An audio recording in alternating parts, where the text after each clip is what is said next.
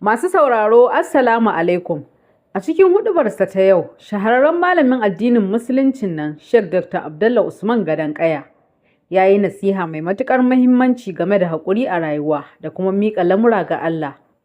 Ya jaddada cewa Allah ne kaɗai mai yaye damuwa, mai warware matsaloli kuma abin dogaro na gaskiya a kowane hali. Haka kuma ya yi jan hankali ƙwarai da gaske kan muhimmancin bin iyaye, tausaya musu da yi musu biyayya. Ya bayyana cewa yin hakan na daga cikin manyan hanyoyin samun tsira a duniya da lahira.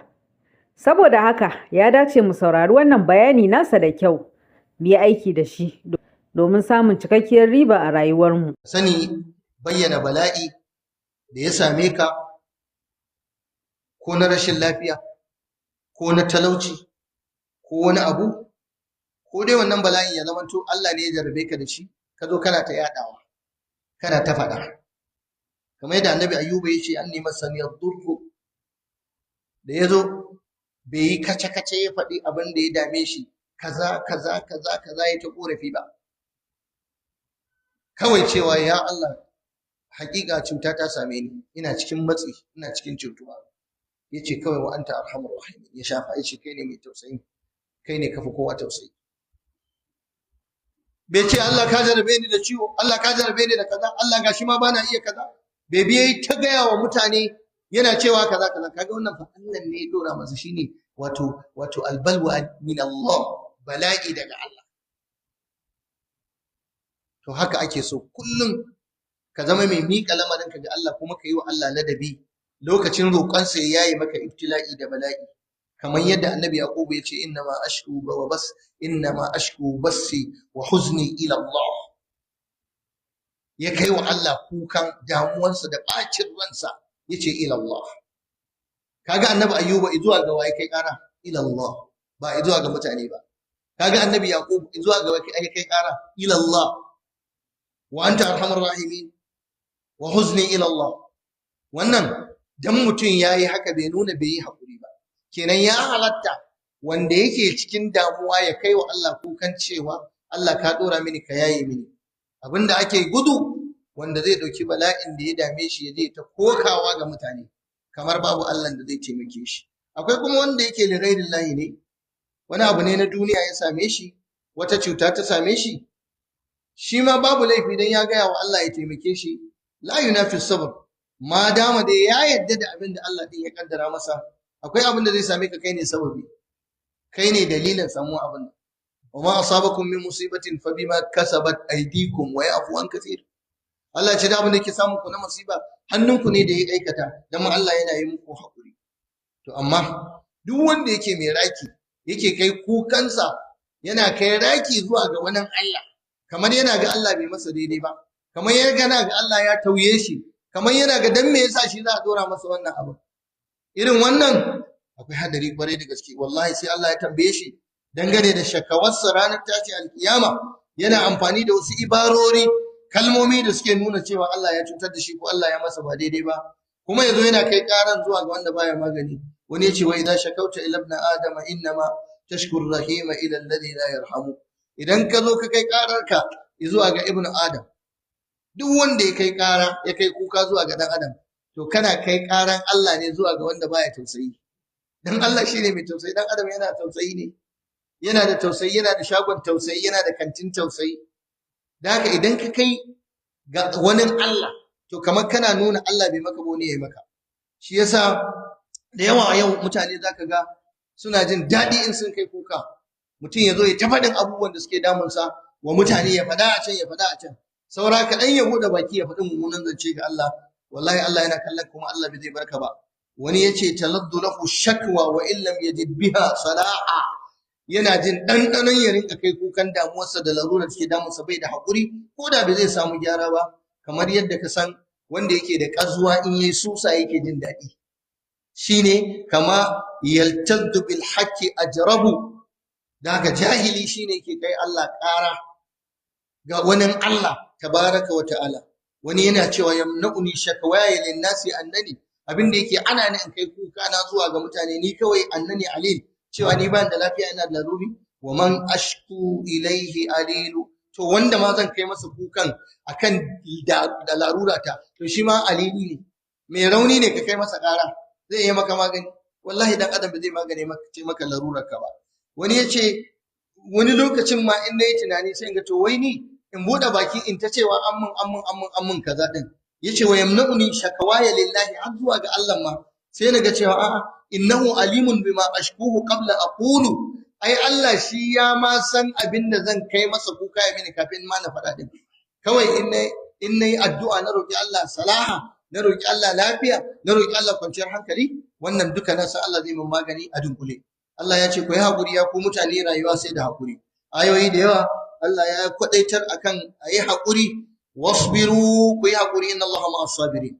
Allah ya ce yana tare da ku masu haƙuri. Wurare da yawa Ubangiji tabaraka wa ta'ala ya ambaci haƙuri. Shi yasa Imam Ahmad Allah ya masa rahama yake cewa babu abinda Allah ya girmama shi a cikin Alƙur'ani irin yadda Allah ya girmama haƙuri.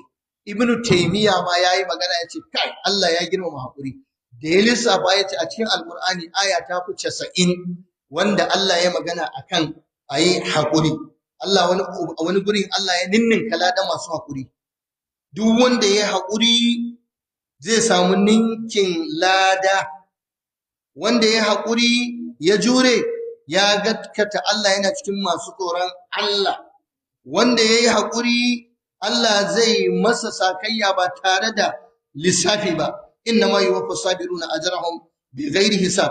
Allah tabaraka wa ta'ala yayi magana ga wasu bayin Allah da suka yi fada ga wasu da suke kai kuka, wailakum sababullahi khairul liman amana wa amila salihan wa la yulqaha illa as-sabirun.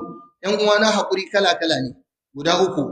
Haƙuri akan yi wa Allah da'a ta yaya? Ta hanyar kiyaye dokar Allah dauman wa abada, kulawa da dokokin Allah da yin ikhlasi da haƙuri wajen biyayya ga iyaye, shi ma haƙuri ne akan da'a. Ka haƙuri ka bi babanka ko da bai da daɗin sha'ani, kai haƙuri ka bi mahaifiyarka ko da tana da wahalar sha'ani, matuƙar kuna raye tare da su.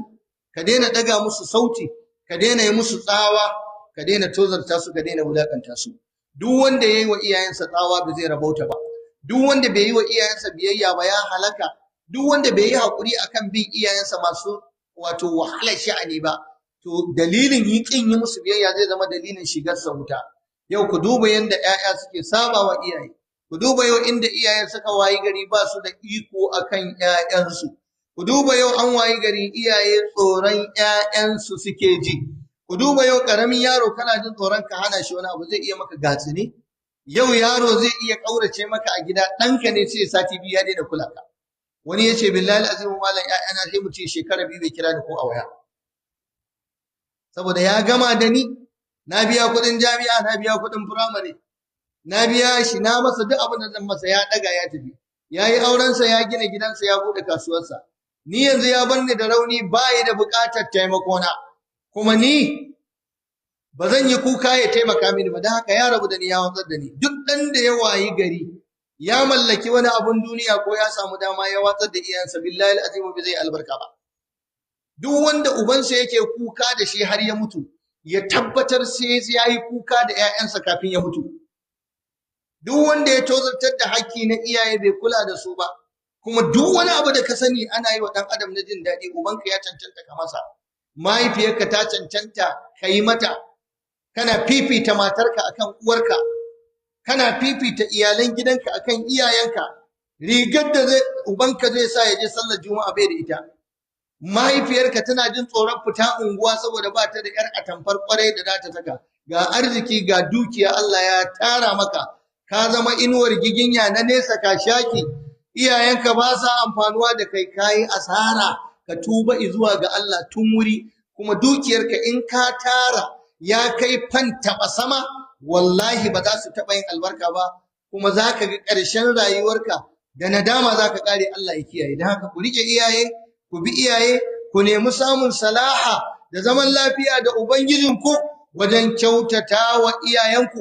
Ubanka ya mutu ya kwanta a gado bai da lafiya, ana neman masa taimakon kuɗin magani, alhali kana da dukiya, kana da wadata.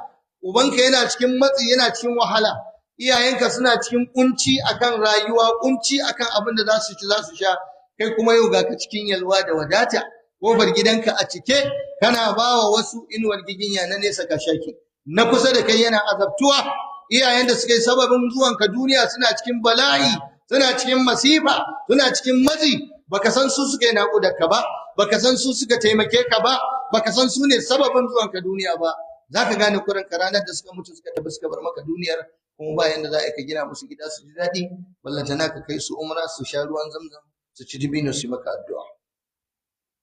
Mai kuɗi ya yi haƙuri akan nauyin da Ubangiji ya ɗora masa.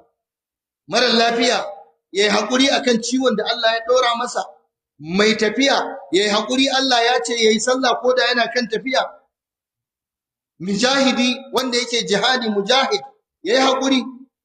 Mai neman ilimi ɗalibin ilimi sai ya haƙuri akan neman iliminsa. Alhaji da ya je aikin haji, wallahi aikin haji a ciki yake da wahala malam.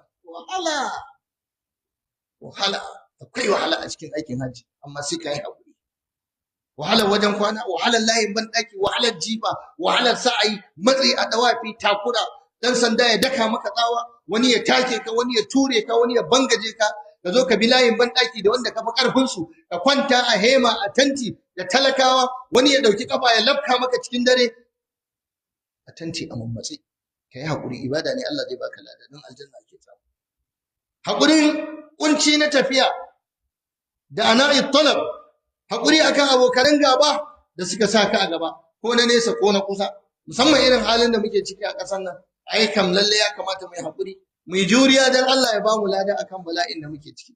A lokacin da ake tijarar ɗan adam, a lokacin da ake sayan ɗan adam da kuɗi, a Najeriya lokacin da aka yi da za a bugo waya a yi cinikin mutum, a ce nawa za a saye shi kaza, a sai da gidansa bai iya biyan kansa ba, a sai da motarsa bai iya biyan kansa ba, a sai da gidan makocinsa bai iya biyan kansa ba, a tattaro gonaki a sayar bai iya biyan kansa ba, a tattaro duk abin da ya mallaka bai iya biyan kansa ba. Daga ƙarshe in bai iya biya ba, a sa kunamar bindiga a harbe shi saboda bai da kuɗin da zai biya ya fanshi kansa. Wani abu sai Najeriya, a nan ake wannan al'amari.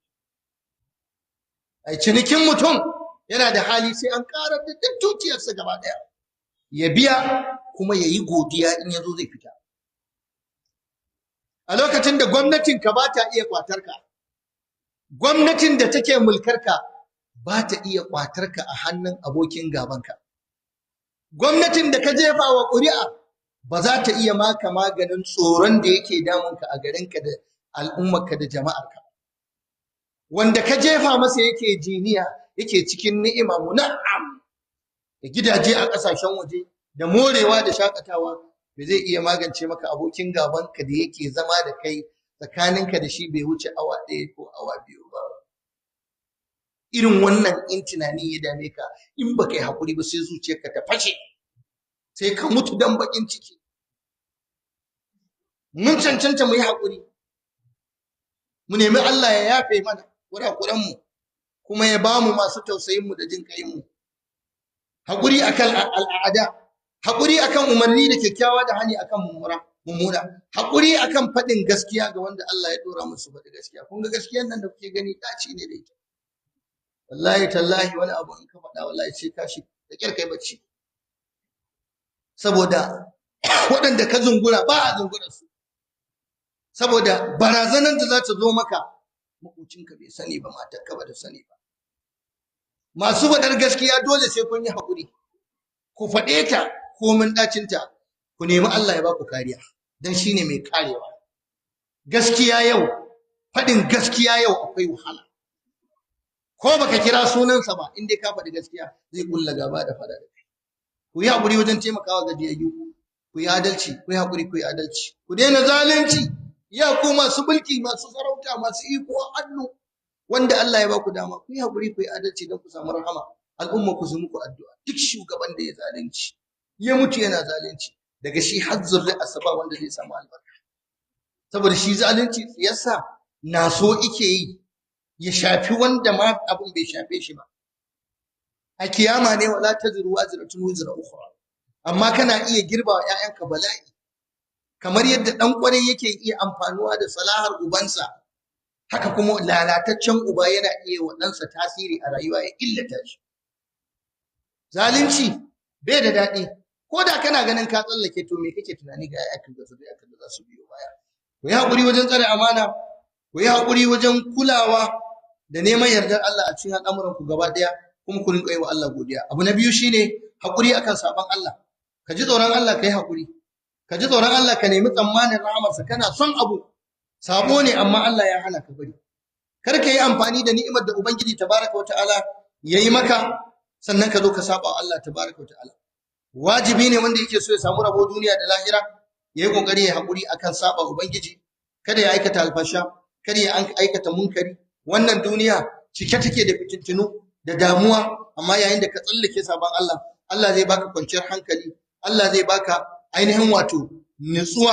Wanda ya yi haƙuri bai rudu da rayuwar duniya ba, bai yada fasadi a bayan ƙasa ba, bai yi dan ya samu wani abin da yake so na duniya mai karewa ba, wannan shine mai rabo. Wanda ya haƙuri ya danne harshensa, bai rinka maganganun banza ba, baya giba, baya annamimanci, baya munafurcin zance, baya taimakon zalunci da harshensa, baya musu, yayi ta musu yana jayayya don taimakon ƙarya, baya izgilanci wa musulmi, baya ƙarya da wato don neman yardar wani Allah, yana faɗan gaskiya, baya ƙazafi, baya jayayya don ya kwaci hakkin ɗan uwansa musulmi, baya shaidar zur, baya cutar da musulmi da alfasha, baya aikata dukkan abin da zai cutar da abokinsa ko da harshe ko da gangan jiki. Wannan yana cikin waɗanda suka rabauta. Wanda ya haƙuri akan kiyaye farjinsa, baya amfani da farjinsa cikin abin da Allah ya haramta, kawai ya kiyaye sai abin da Allah ya halatta masa. Bai yadda da zina ba, bai yadda da luwaɗi ba, bai yadda da fasikanci ba, da mazanku da matanku. Mata ku nisanci neman mata ‘yan uwanku, maza ku nisanci luwaɗi, namiji ya nemi ɗan uwansa namiji, almusahaka mace ta nemi ‘yar uwarta mace, alliwat namiji ya nemi ɗan uwansa namiji.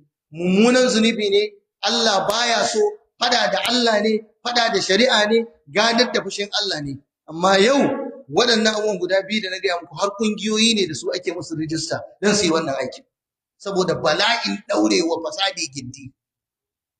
Mai neman maza ya je ya kai takarda a buga masa sitamfi, an yarda da ƙungiyarsa, ya je ya kai, ba kai saka masa magana a bakin titi ba. Ƙungiyar neman mata, ya ku ‘yan uwana, wallahi ku kula da iyalanku. Bincike yau ya tabbatar mana matan da mazajensu ba sa iya gamsar da su a cikin gidaje suna da ƙungiyoyi na ‘yan uwansu mata suna neman mata. Akwai wanda Allah ya kwashe musu albarka, gaba ɗaya rayuwarsu sun gina ta akan sana'ar neman mata. An kama mace tana neman ‘yarta budurwa. An kama mace tana neman ‘yar kishiyarta. Ta ma gaya mata cewa dan me zaki aure ki bata wa kanki lokaci ga harkar samun kuɗi. Wallahi tallahi ina muku rantsuwa, Allahu shahidu, wannan fitina tana nan cikin al'ummar mu.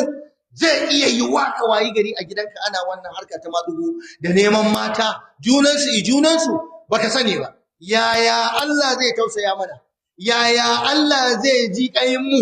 Muna amfani da ni'ima da damar da muka samu muna keta shi. Maganan namiji ya nemi namiji, wannan kam kar kai magana. Ta zama sana'a, ta zama rampant, ta zama ba komai ba. Mutane sun rungumi saban Allah suna ta yi. Ubangiji tabaraka wa ta'ala ya yabi mutanen ƙwarai, walladina hum li furujihim hafizun illa ala azwajihim aw ma malakat aymanuhum fa innahum ghayru malumina. Malamai suka ce duk wanda yayi wani abu ba wannan mutu abun zargi ne. Dan haka a nisanci wannan bala'i na neman maza, bala'i na neman mata. Malam har fejika ne da su a Facebook da TikTok. Wallahi mace za ta fito ta ɗau hoton kanta, ta fidda tsiraicin kanta, tana maganganu na batsa. Kai amana ɗaukanta tana cewa a nemo mata mace mai sifar kaza, kuma 'yar garinku, kuma gwamnati ta santa, an ma santa, wataƙila 'yar kaza ne, ga lambar wayarta, ga shafinta, ga hotonta. Ta ce a kawo mata mata, suna da ƙungiya na neman mata a gari irin na musulmi, garin masu sallah, garin annabi Muhammad sallallahu alaihi wa sallam. Duk wanda ya biya wannan duniya za ta kai shi ta baro. Allah ya ce ku kiyaye farjojinku, sannan kuma ku kiyaye duk abin da za ku yi Allah zai zarge ku ko ainihin mutane su zarge ku. Duk wanda ya kiyaye hankalinsa bai je ya aikata abin da yake Allah baya so ba, to wannan kamar na cin mutuncin mutane ko wulakanta su, manzo Allah ya masa albishir ke cewa al-muslimu man salima al-muslimuna min lisanihi wa yadihi. Musulmi shine wanda ƴan uwansa musulmi suka kubuta daga gare shi, daga harshensa da kuma ainihin hannunsa. Duk wanda bai mallaki wani abun duniya ba, duk wanda bai mallaki ɗanɗanon duniya ba, duk wanda bai mallaki abun morewar duniya ba, ya yi haƙuri, kada ciwon hasada ya kama shi, kada ciwon kullata ya kama shi, ya ba zuciyarsa haƙuri. Insha Allah akwai wuta, akwai aljanna, kuma akwai sakayya da Allah ya shirya zai yi wa masu haƙuri. Lallai duk wanda yake neman ɗaukaka kuma yake nema ya samu matsayi, to lallai ya koma ga Allah tabaraka wa ta'ala bi husni sabri fi kulli halatin wa ma sabirun fi ma yarumu binadimin. Duk wanda ya haƙuri akan abin da yake nema ba zai nadama ba. Na ƙarshe shine haƙuri akan ƙaddarar Ubangiji, mutuwa, ciwo, asara, gobara, larurar rayuwa, wani abu ya zo ya faɗo maka, kawai kai haƙuri. Imtihani ne, jarrabawa ne Allah ya yi don ya gwada ka. Ubangiji Allah ya ba mu haƙuri, Allah ya sa mu cika da imani, ya sa aljanna makomar mu. Rabbana alayka tawakkalna wa ilayka adabna wa ilaykal masir. ربنا لا تجعلنا فتنة للقوم الظالمين ونجنا برحمتك من القوم الكافرين. سبحان ربك رب العزة عما يصفون وسلام على المرسلين والحمد لله رب العالمين وقوموا إلى صلاتكم.